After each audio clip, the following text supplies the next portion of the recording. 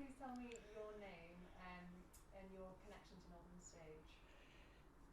My name is Val Mclane, and I have been connected to Northern Stage since the 1960s.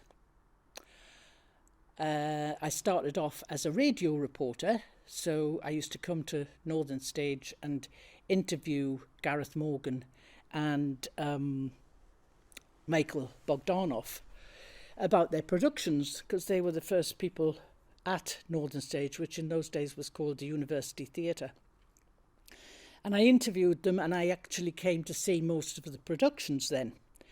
And the most spectacular production, I think, at the time was Bogdanov's version of The Tempest, which was incredible because it was they wore white, all of them wore white, and they were doing martial arts. And the scenery was actually a ship. It was just stunning. So I loved it. I loved coming to what was then the University Theatre and coming to the productions. And then I left working for Radio Newcastle and I became a full-time theatre person because I helped Jeff Gillam to set up a company called Live Theatre in 1973. And I then was acting and writing and directing, and because we were doing everything. It was a community theatre and very exciting. There were only 5 of us, three women and 2 men, including Jeff, who set it up right at the beginning. And we weren't making any money. We had this daft idea that we could make some money by working in pubs and clubs, because it was especially for the working class. And we didn't make any money, but luckily I had given Jeff money from my savings of working in radio, and he put his savings in. So we managed to survive for some time. And then we had to go into education, theatre and education. And there was a community theatre aspect to the University Theatre as well. We met quite a few of the actors at the time, but I didn't act at the University Theatre then. So I was working at the Live Theatre and up to 1977. And in 1977, myself and Jeff, who were running the local equity committee at the time, we became part of the occupation of the University Theatre. What had happened was that they'd spent a great deal of money and the council had decided to close the theatre. And so the people who were working there at the time in 1976 they left. In the December they were all sacked and the theatre was closed down. And we thought they were going to reopen it. But we had a massive meeting here on July the 31st, 1977, to find out, and we had equity representatives coming from London, and we had representatives of the council, we had all sorts of people on the panel, and all the local equity members turned up, and we had a big discussion about what was going to happen with the theatre. And basically nothing was going to happen with the theatre. It was going to be closed down. So at the end of this massive meeting, Jeff stood up and said, "We're not going to let this happen. We are going to occupy the theatre." Much to the consternation of 3/4 of the audience. But they left, and those of us who intended to be part of the occupation remained. I think there were about 8 or 9 of us. And we set up a committee with Jeff as the chair and me as the secretary again. And I had a baby at the time who was only 4 months old. And after we put padlocks and chains and everything around the theatre, there was only one door open. I mean, I couldn't stay there because I already had a 3-year-old daughter as well. So I came in and out of the theatre every day. And the police were called regularly. In fact, we had a policeman at the door all the time. Not the same fella, but we did have the police there. And I would turn up in the morning with my baby in her pram, because we lived at the coast. I used to come every morning. And he would open the door, the policeman, he was very pleasant, whoever it was, let me in, and I bulled my daughter in with the pram.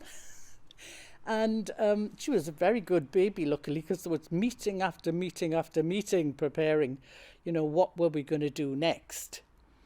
And we called upon Equity members to support us.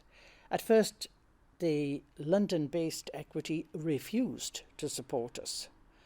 But the local Equity members, who are mainly variety artists, by the way, had never worked here, they supported us financially. People gave £5, a lot of money in those days, £1 if they could afford it, 10 bob, whatever it was. And I was the treasurer, so I've got records of all the payments, or virtually all the payments that we got. And we also encouraged companies from around the country to come and, Joint Stock, one of them, to come and work for us. And eventually, after a while, Equity submitted to us and said they would support us. The university did not want the theatre closed. But the council were still adamant they weren't going to give anything. So we had to fight the council. And eventually there was some sort of grant given to us to run a number of shows. People came from all over the country, Equity members, to perform for us for free. And the money that we raised paid for food and, whatever we needed in the occupation. And then by the time October or November came, we were getting rather tired, as you can imagine. And we made an agreement with the council, who said they would, in fact, set up a new company and they would reopen the theatre. So we were jubilant about that, and we went back to our homes. And then the council who had taken it back, they set up a trust to run the theatre, and they asked and they advertised for an artistic director. We had great hopes that Jeff would get that role as artistic director because of all the work he'd done. I mean, he was an amazing man, but he didn't get the job. Also, as time went on, I went back to live theatre, but as time went on, there were various occasions when plays came along that I was really interested in, and so I applied for an audition. Never got one, ever. So I thought, there's something going on here, why am I not getting seen at all? And then it was the two who took over. Let me just check my people here. It was John Blackmore and Ken Hill. And they came in 1980.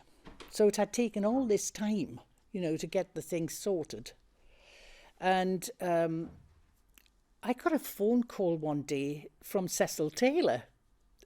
I loved Cecil Taylor. He's the most wonderful playwright. And I think it was in 1981. It must have been in 1981 because of what happened. And he rang me and said, look, they're going to do one of my plays at the theatre, University Theatre, which was now Tyne Weir Theatre it was. I want you to be in it. I said, well, as far as I'm aware, I have been told I am banned from that theatre because of being in the occupation. And I haven't had a chance to get there in the past few years. He said, well, they can't have my play if they're not going to employ you. I said, Cecil, don't be daft, you know. If they want to do your play, you've got to let them do it. No, he said, no, I'm going to speak to them. Well, John Blackmore didn't know that Cecil had spoken to me. And suddenly, a couple of days later, I got a phone call from John Blackmore saying, Val, we're going to be doing this play, Saints. You have done it before. It was called Give Me Sunshine, but now it's going to be called Saints. You did it with live theatre. I said, yes, I know. He said, would you be interested in doing it again? So I said, yeah, I think so. So he said, which part would you like to play? So there were two parts that were suitable for me. He said, do you want to play the one, Carol, that you've already played? And I said, yeah, I'll play that. So he said, right, that'll be great, you know, we'll take you on. Sorry, Val, hold on a second, someone's phone's going. Is it mine? It might be, don't worry. So, would you like to do the same part or would you like a different part? That's where you were. Where do you want to start? 1981, yeah. So, at the end of 1981, I started rehearsals of the play Saints by C.P. Taylor.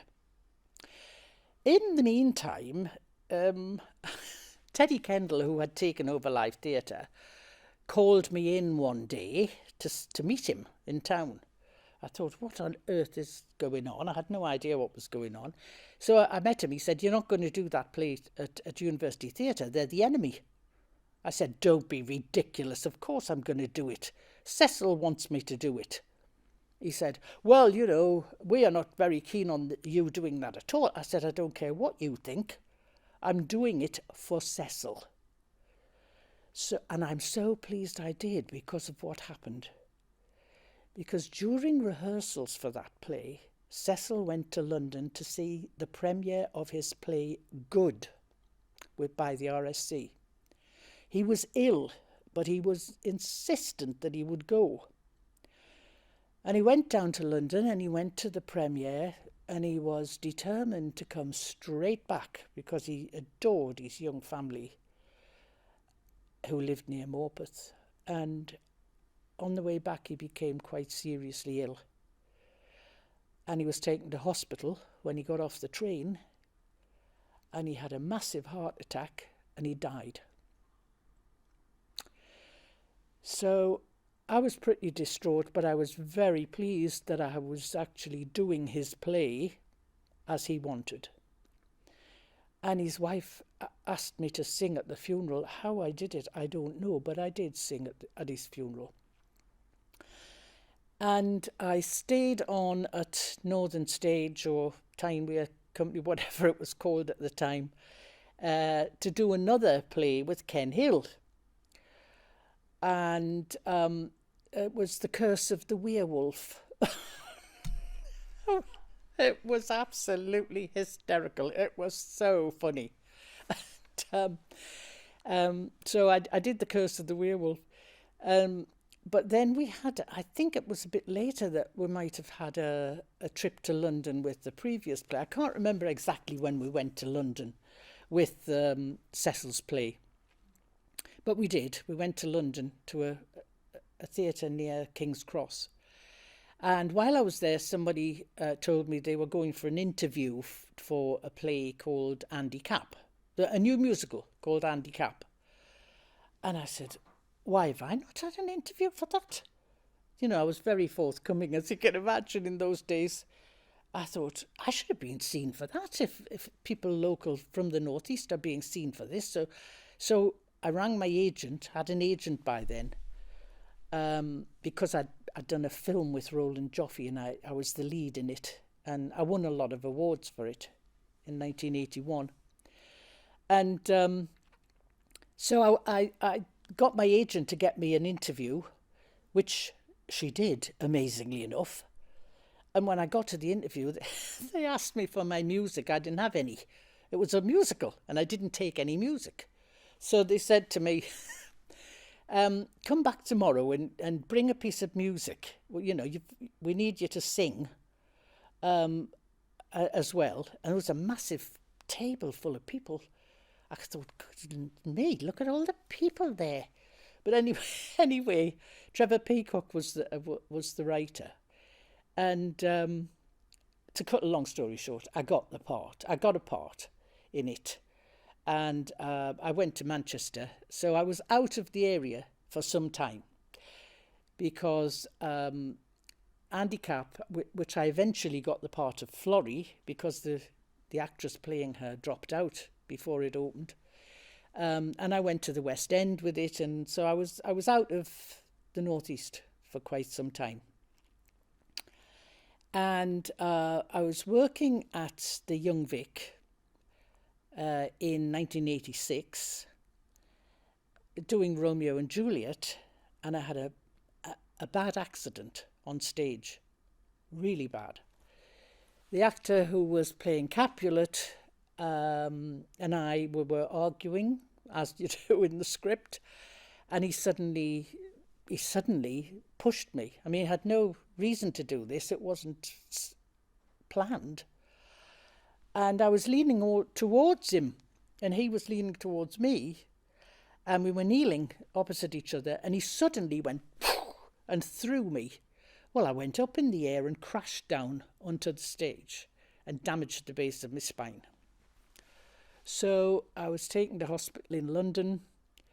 They said they couldn't do much for me because the area that I had damaged, there was nothing that could be done. So I had to be brought back home.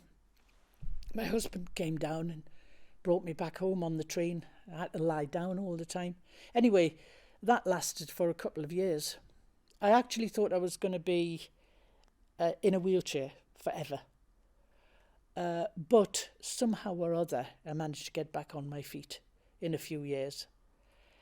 And it took quite a while. And in 90-something, now wait till I have a look and see what date this was, when Alan Lydiard came. I think it was 92. I think it was 92. And Alan Lydiard took over Northern Stage, or whatever it was called at the time. It had so many different names. Anyway, the Playhouse was it. So I got this phone call from him. I had got back on my feet, and I had done I did a play at Nottingham, which was a musical. So I was kind of back in the business, but, you know, once you're out of it, out of sight, out of mind, I wasn't getting anything like the work that I got in the 80s. I mean, I was really very, very busy in the 80s.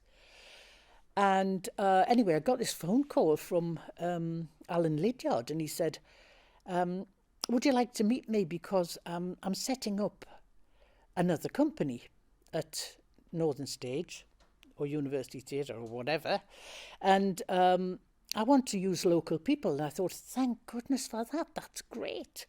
So he said, you know, I'd like to meet you and talk to you. So I said, great, yeah, met him.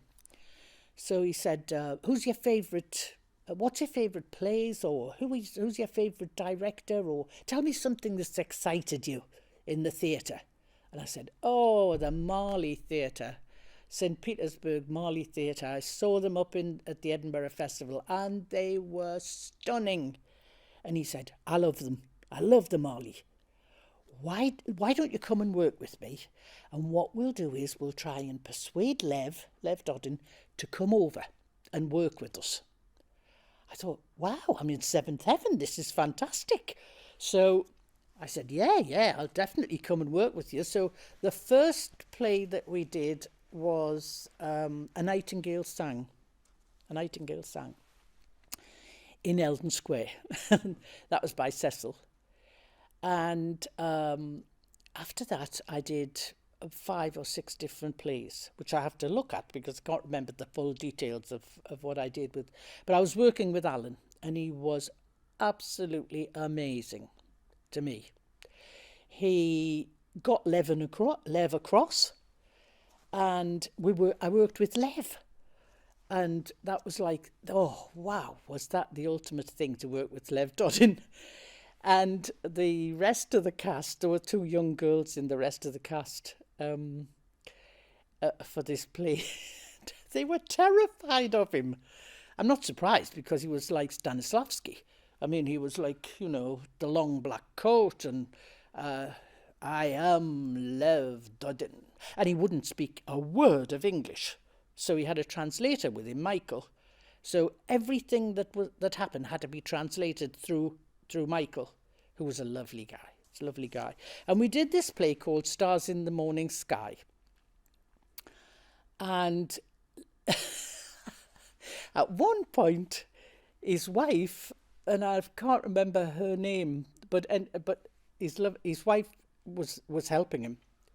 And she was running us through a couple of improvisations because, the Mali, they take 3 years to get a play on. We were doing it in 3 weeks. But anyway, she asked us to all improvise around what she said it was, possible with the characters we were playing. I was playing a jailer woman and looking after a whole lot of prostitutes, the other actresses. And so we had to wait our time and go into this big room and be in front of her. Valentina, I think her name was, something very similar to that. And so I went in and she said, you see this girl here who, she's you're looking after her, but she hasn't been misbehaving herself. Right, let's see what you say. What do you say? So I went to town on this actress. How dare you behave like that? All those things. And it went on for ages. I thought, is she ever going to stop this improvisation? It must have been about half an hour. So eventually she stopped it and she said, Wall. She used to call me Wall. Wall. Hopeless. I said, oh, thanks very much. Why did you do that? So anyway, I argued with her. You do not argue with me. I said, well, sorry, but I disagree with what you've just said. All right, you have to go see Lev. So here I was, a woman, mature woman, in her 40s at least, and I was being sent to Lev. So I go up and Michael and Lev, Michael goes, oh, you have upset Valentina. And I said, oh, for heaven's sake. She's saying to me that I wouldn't have reacted like that. I would have reacted like that. Never mind. Go up and see, you've got to see the boss. So I go in to see Lev. And he's like, really like sour. Like, how dare you upset? And all it's just coming through. Michael, blah, blah, blah, Michael's going, how dare you upset? And I'm going, you don't understand what I'm talking about, you see, because you're talking about something that you possibly would do in Russia, but I wouldn't do that here. I can't remember what it was now, but it was something significant that I did that was very much an English thing to do. No, wouldn't do that. No, we are not going to forgive you. I said, well, I'm sorry, but, that's it. I'm staying. So I went back down to join the rest of the cast who were all trembling with fear. The younger girls were like, oh, God, they're not going to ask me to go up there, are they? And I'm going, just, calm down. It's a theatre piece, for heaven's sake. We've had a disagreement because of the way Russians would do something and the way the English would do it. That's all. So I stayed. And we did Stars in the Morning Sky, and it was a big success. And Alan kept me on, and Lev and Michael went back home. I don't know what Lev thought of me. Probably thought I was an upstart, but never mind. Um, I still think the Marley of Theatre is fantastic. I still think they're absolutely wonderful. And then after that, I did about 3 or 4 more plays. I'm going to have a look and see what the name... Oh, yes, I did Entertaining Mr. Sloane. And I did They Shoot Horses, Don't They? And I did Thérèse Racan. Now, in Thérèse Racan, I played the role of the mother of Thérèse Racan's boyfriend or lover, I can't remember. But anyway, I had to have a stroke right at the beginning of the play. And I had to do the whole play sitting in a wheelchair, unable to speak. And I had to do everything with my eyes. It was hard. It was pretty difficult to do. But some people said it was the best thing I'd ever done. Probably because I never opened my mouth. So, I had a lovely time, honestly. I really did have a lovely time working with Alan. And I was there for nearly, I think, about 3 years, 2.5 to 3 years working with Alan. And then he had to form an ensemble. And in the ensemble, they were all youngsters. He was training them. It was something to do with funding. He couldn't carry on doing, the type of plays that he had been doing and employing somebody who was very experienced like me. So I left. I had to leave the company. But I loved working with Alan, and I loved working with Neil, who was his second in command. And I relish the time that I was here at Northern Stage as a special time in my life. In between, I was going back and forward to live theatre. And then I gave up theatre to care for my mother, who was quite seriously ill and had helped me a great deal with my children, because obviously, I had two children and I was trying to be a full-time actress. And my husband was there, of course, and he's been a tremendous support to me. I don't know what I would have done without my husband. Martin Mclane, Mac, everybody knows him as. And he is amazing. I mean, he's incredible, my husband. And I got a job at Sunderland out of the blue. I was running my own small theatre company in a pub in Sunderland for a little while. And I won the Guinness Award for pub theatre. And while I was there, I heard that they needed a drama teacher, a lecturer at Sunderland. And I applied for it because it meant I would be able to stay at home. And anyway, to cut a long story short, I actually got the job. I was amazed. I'd done quite a lot of television, and I was in a television production just before I got the job. And I worked at Sunderland until 2006, I think it was, from 97. And I loved it. I loved working with the students. I put on some great productions with them, took them to the Edinburgh Festival. And then I retired.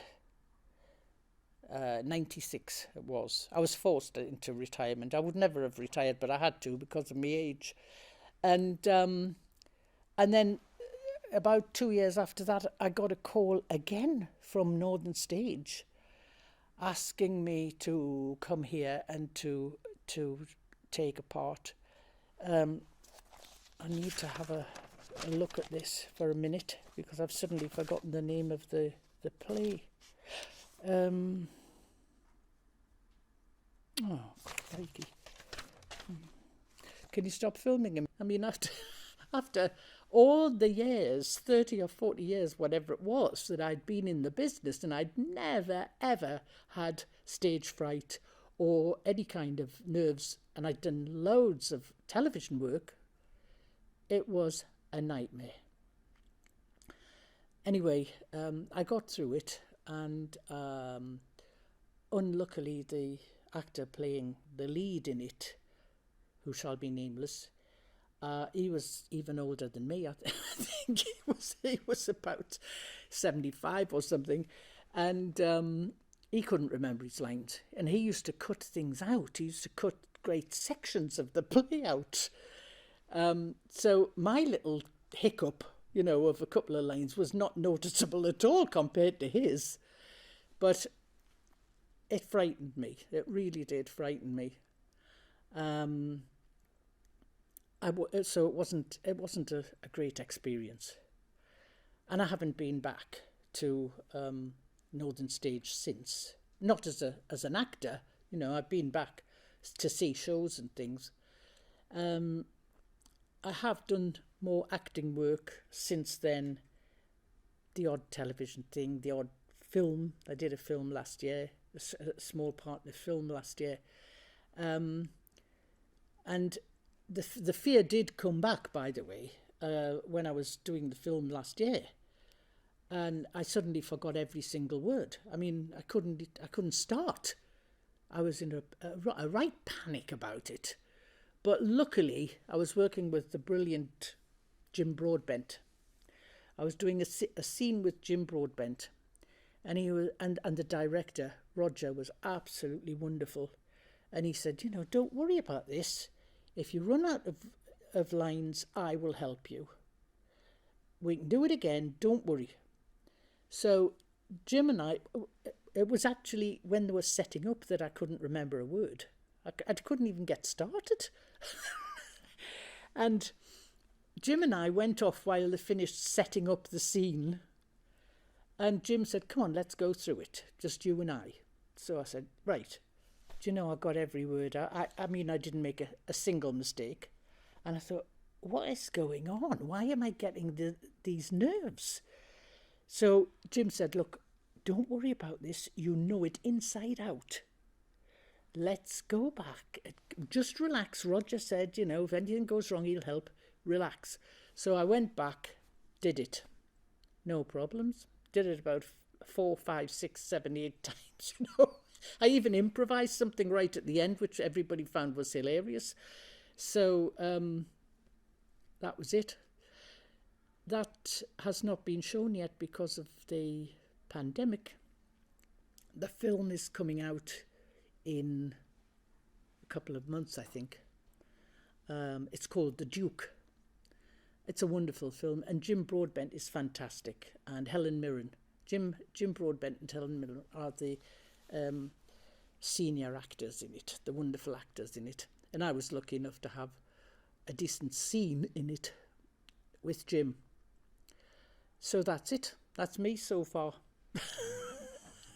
Emily, just because we all run out, skip to the last 2 questions and then we'll run over some of the other ones, because just in case there's anything else we've missed. But the last 2, yeah? Can you please tell us about the pay dispute? No, sorry. That's someone else. That's someone else. The one about. It's the one about what challenge do you set? Oh, right, okay. So, what challenge would you set Northern Stage for the next 50 years? Wow, that is some question. What challenge would I set Northern Stage? A challenge to become a truly Northeast company. That's what I would set them. Get some more Northeasterners in all the time, Let's see more of them. Let's see more local work. I know they do some anyway, but I would really like to see a company set up primarily of locals. Maybe look over some of their previous plays and do them again. But that, I think, is the main thing. I've fought all my life for the Northeast because I was the equity organizer for. I was the secretary of the branch for many, many years, and I've always fought for the Northeast and for Northeast people to get the chance, because it's so difficult. I mean, when we set up Live Theatre in 1973, there were only 5 of us, and we managed to keep it going, and it's gone on. I mean, it's nothing like what it was. It's nothing like what it was intended to be originally, but it's still there. But otherwise, really, I don't think there's enough people get the chance to work in the Northeast. I had to go away for many years, working away because there was nothing available up here. And that's sad, because we've got a lot of very talented people in the Northeast. They should get the chance to work. And this is the rep. This is it, you know. That's it. Yeah. And the final one was one word. Okay. So, what's one word that you think would sum up your thoughts of Northern Stage?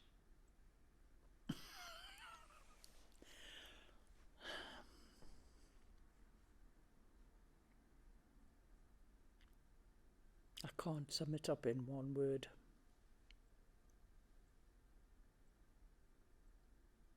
I can't. I think we fought for it so hard in 77 to survive. I think I'm just glad it's here, you know. I'm glad that it's giving opportunities to some more people, but I can't sum it up in one word. Right. I'll just quickly run through, just go through them. I think you're right, Emily. I think we've knocked off most of those questions, but let's just make sure we've not missed anything. So we've just got a few that I might just ask you. What about history? When that's the yeah. So, what do you know about the history of Northern Stage? What do I know about it? Yeah. Like how it evolved from. Well, you know, I was there when it moved from Jesmond, from that little theatre on the bank in Jesmond, which was the original Flora Robson Theatre, when they actually built this theatre. And it was owned by the university in the early 60s.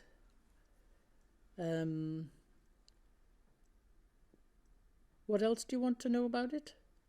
What do I think was the best time ever? Well, that's one of them. Yeah, one of them. Yeah, it is. Best memories, yeah.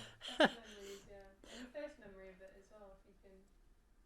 Well, I suppose for me, the best time ever was obviously working with Alan Lydiard, and getting that, you know, tremendous opportunity to work. I mean, he basically said to me, what plays would you like to do? You know, and he did them. I had such a variety of parts, and we did so many different plays. It was brilliant. It was wonderful. What's your first memory of theatre? My first memory of Northern Stage. My first memory of Northern Stage, well, it would be in the 60s when when Michael was here, Bogdanov, I mean, and they were doing these. He was just doing such wonderful, progressive shows. It was a brilliant time, the early 60s, with Northern Stage, or what it was called then. I've got another question that's come up.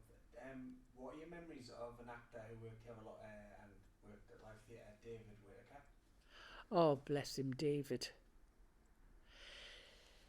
Well, we recruited David. There was only, as I say right at the beginning, 1973, there were only 5 of us there. We were the originators of Live Theatre.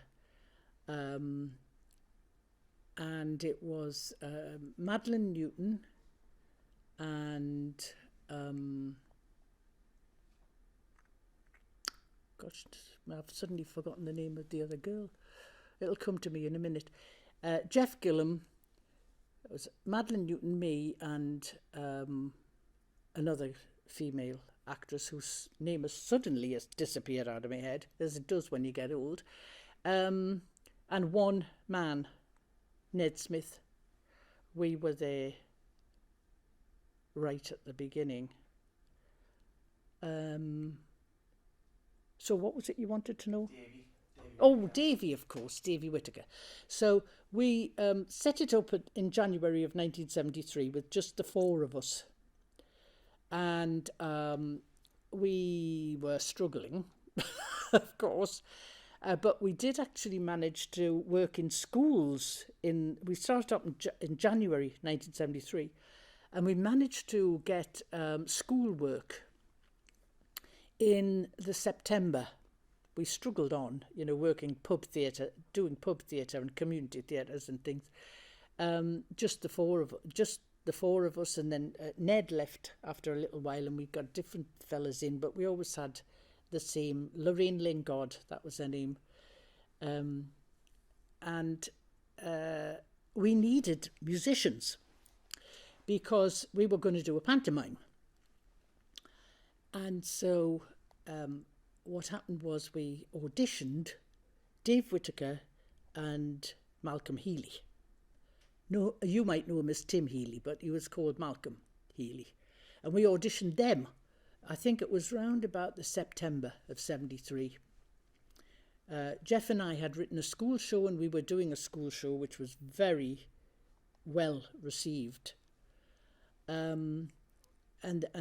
we wanted to do a Christmas show, and we wanted some music. And in came Dave Whittaker and Mal Keeley. They joined us. And Dave was wonderful piano player. I mean, absolutely amazing. Very quiet, but flamboyant in his clothing. Used to wear the most amazing, weird outfits. But he was incredibly talented, very talented. He and Malcolm had been at college together in Sunderland, and they'd seen the advert that Jeff put out, and they both came to an audition, and we took them both on because they were both great. And I worked with Dave a lot.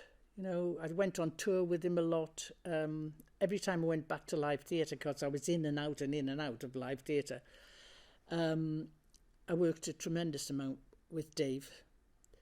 And he was always quiet, but incredibly talented, and provided the music most of the time. And we were a very close-knit group because there weren't many of us. There was a core eventually of about 5 people who were the core members of live theatre in the late 70s and into the 80s. And Dave was one of them. And then he went off and he got a role with the RSC, which was so wonderful. And I was in London at the time working as well. And Malcolm was doing Auf Wiedersehen Pet.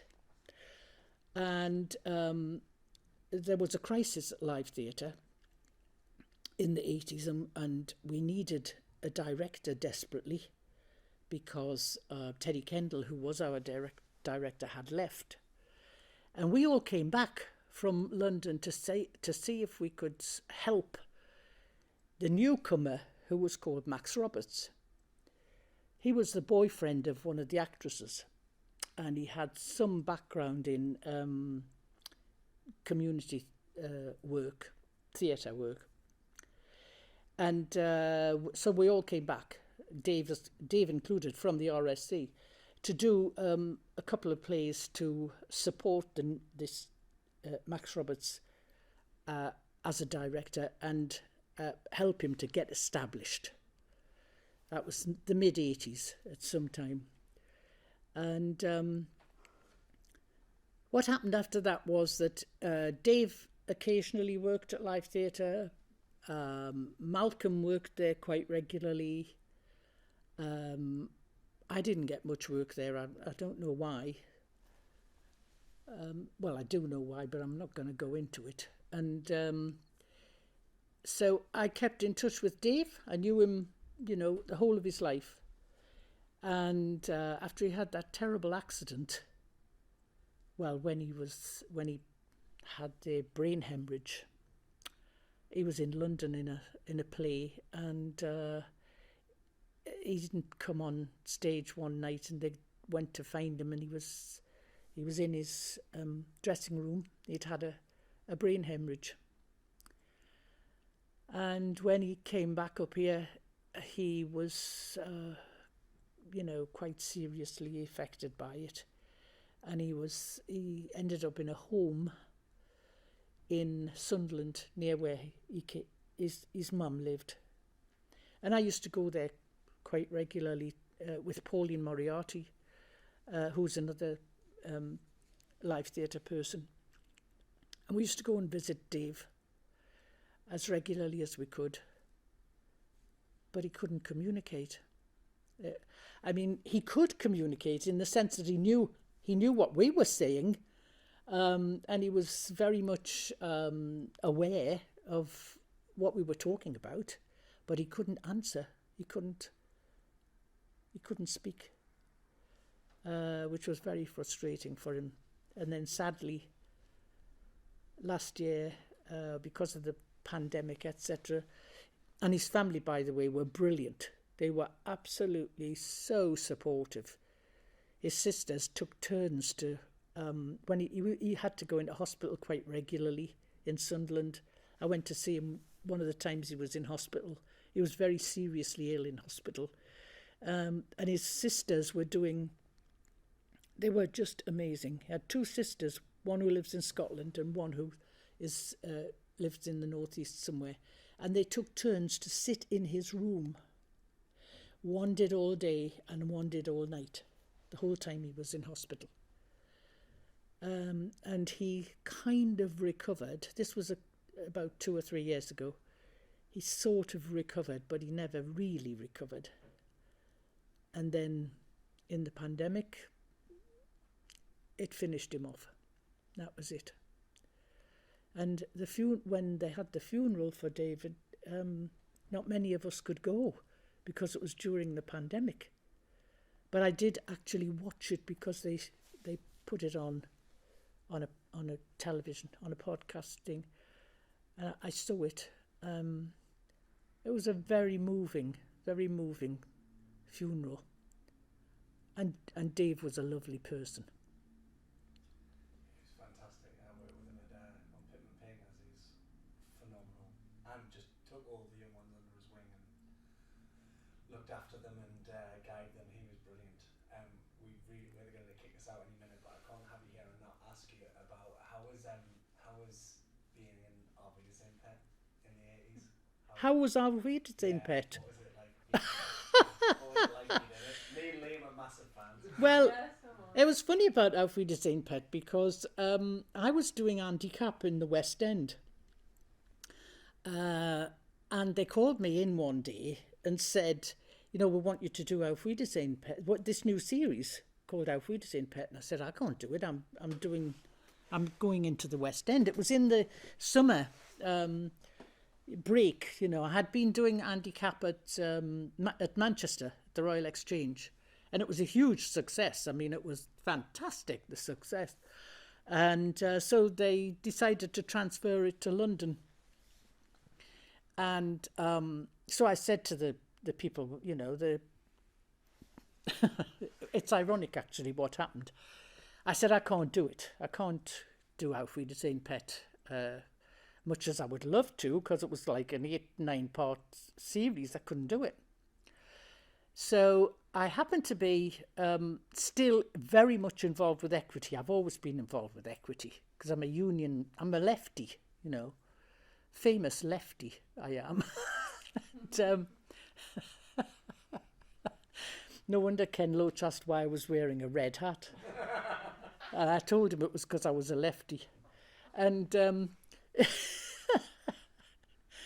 so with Auf Wiedersehen Pet, what happened was, they asked me, the advisor, the equity, we had our own local guy in equity who was finding jobs for people and he rang me up one day and said, look, your brother's just signed up with equity. I said, yeah, he's in a band. Yeah, well, we need some fellas to come to audition.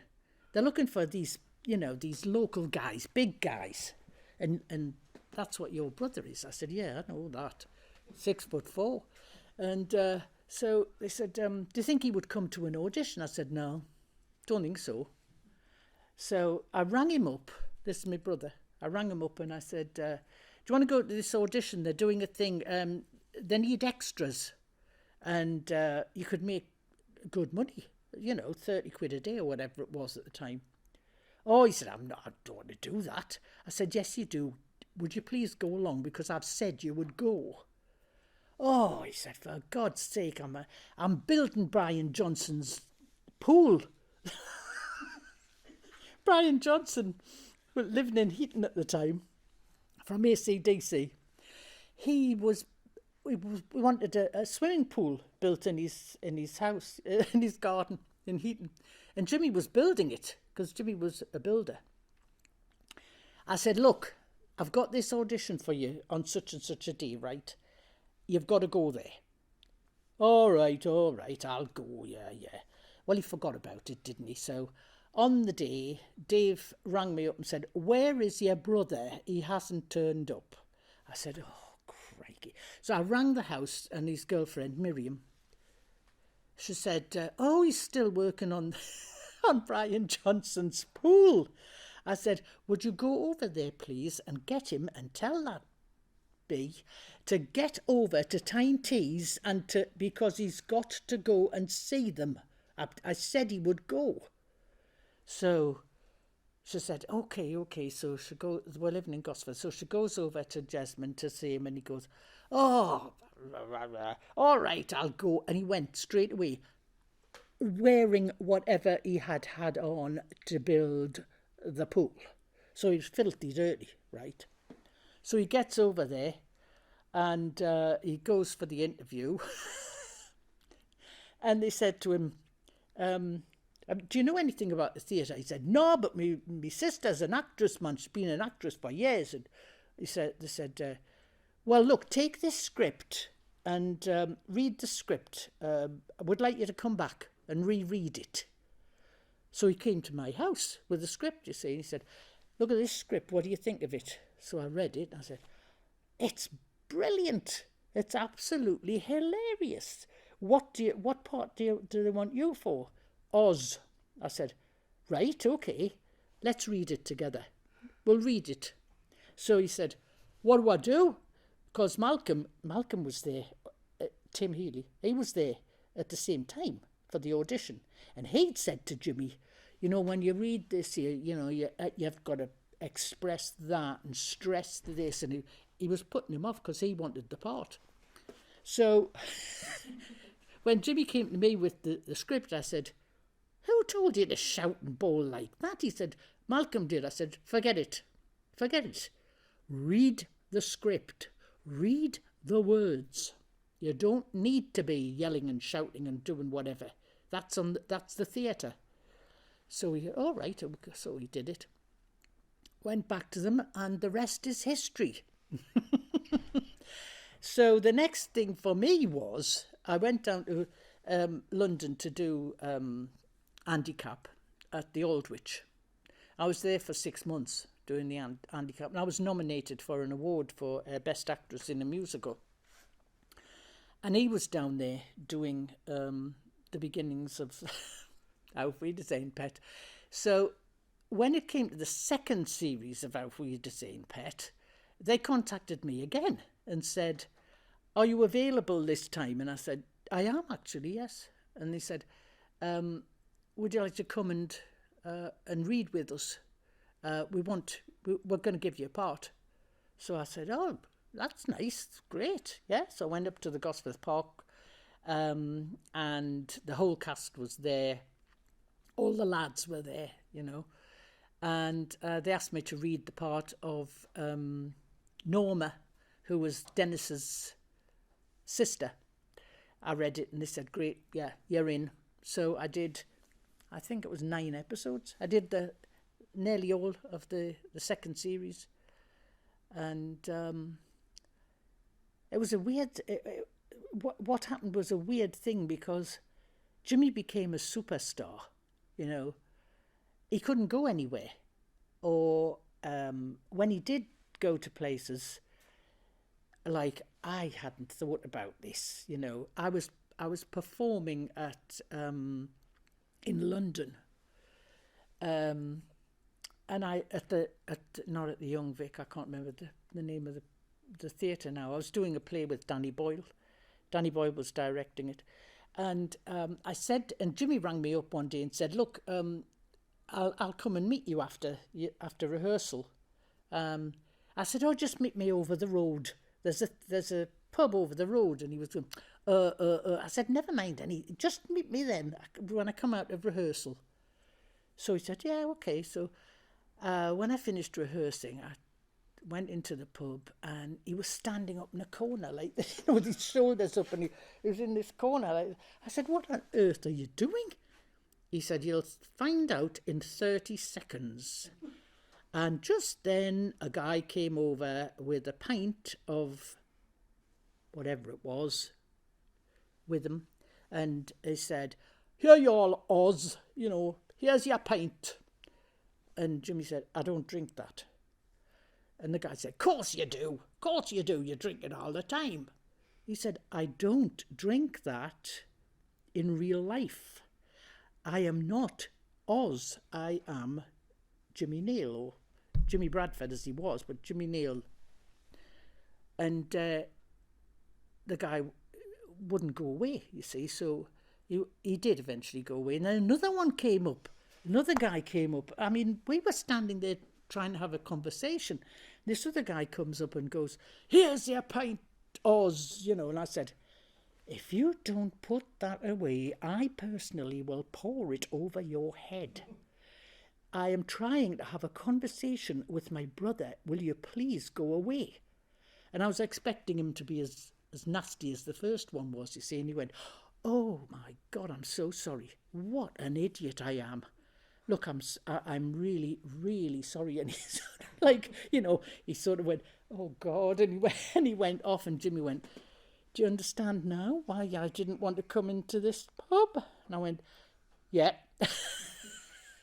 Was it similar for you after you'd been in the second series? Because it was massive. No. No, I when I did United Kingdom in 1981, I became, this was the year before Auf Wiedersehen Pet started on. I became known as Kathy Maguire. That was the character that I was playing, and I had some funny experiences like that. I mean, I did get pestered a lot by the press, and I got pestered even more when Jimmy became famous, because they came to my house. My mother was quite seriously ill at the time, and they knocked at the door and they pretended to be insurance men, and they told her they wanted to talk about an insurance policy, and oh, you've no idea what it was. Horrendous, absolutely horrendous. But I got some quite nice things happen to me when in 1981. I went into a shop. I was visiting somebody, a friend of mine in the Haymarket, and she lived back at the back of the Haymarket. And I was in a shop getting some, I think it was just pop or something like that for her. And this woman started to talk to me, you see, and she said, "How are your children?" I said, "Oh, they're fine, you know, because I've got 2 daughters." I said, "Yeah, doing well." She said, "Oh, are they? Oh, right. Oh, that's good. I mean, your son. I mean, what a shame about your son." And I looked at her and said, "What son? I haven't got a son." So I said, "My son." She said, "Yes, you know, Michael. You know, when the police came for him." I thought, oh my God, she's talking about United Kingdom. She's talking about the film. And I went, "No, I think you've mistaken me. I'm not Kathy Maguire." "Oh, yes, you are. You are. You are Kathy Maguire, but you don't want anybody to know, do you?" I said, "I'm not Kathy Maguire." And then I thought, why bother? I'll just say, "I am." Or is it? 3 minutes. Well, that is absolutely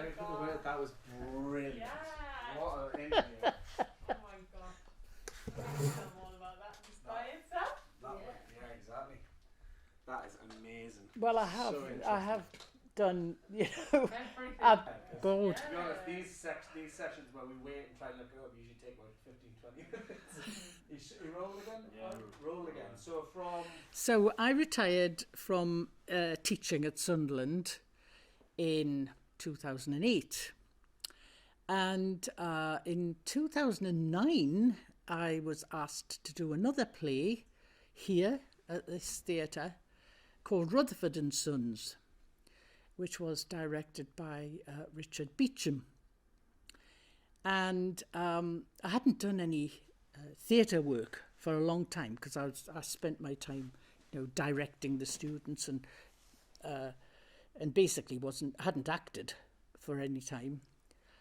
And it was a very difficult play in the sense that because it was set in 1910 in the Northeast, the language was incredibly difficult. I mean, it wasn't, your normal Geordie. I can't remember the details of it, but it was a nightmare. And I found it almost impossible to remember it. I got into a terrible state with it during rehearsal. And at one point, in fact, it was the last day of rehearsing down in Byker where we were. And I was up all night because I was worried sick we were going to have a complete run through of the play, and I thought I didn't know it. I didn't know what I was going to do. I thought I'll have to drop out. So I bumped into another actress who was there, who was in the play, outside. And I said, look, when I go into rehearsal today, I'm going to say I'll have to leave because I can't do it. And she said, you can't do that. It's on in a week's time. Who are we going to get to take over? And I said, look, I know it's terrible to do this, but for some reason, I can't get the words in my head. She said, yes, you can. You're just having nerves. You're just having it's important because you haven't done it for a long time and it's just nerves.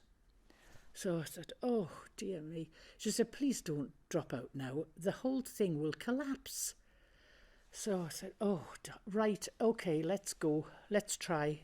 We'll have a run through, the final run through before we get into the theatre. Do you know I didn't drop a line? I don't know how I did it. I got right through the play and did not ask any time for another word. I thought, how have I done this? This is incredible. So at the end of it, I said to her, look, I'm sorry that I was such a pest outside, and I'll do it. I'll do it. Well, when we got to the theatre and on the set and everything, I started to panic again. First time in my life, I've been an actress for many, many years, and the first time in my life I got afraid to go on stage. I started to panic in the wings and think, I'm not going to be able to remember it. But I did. I did remember it. I got through all the performances with, I think, only one mistake in one of the performances where I missed a few lines. But otherwise, I got right through it. But I didn't enjoy the experience at all. I was absolutely terrified. The whole time I was on stage, I was terrified that I was going to forget the next line. I didn't, but it was a new experience to me.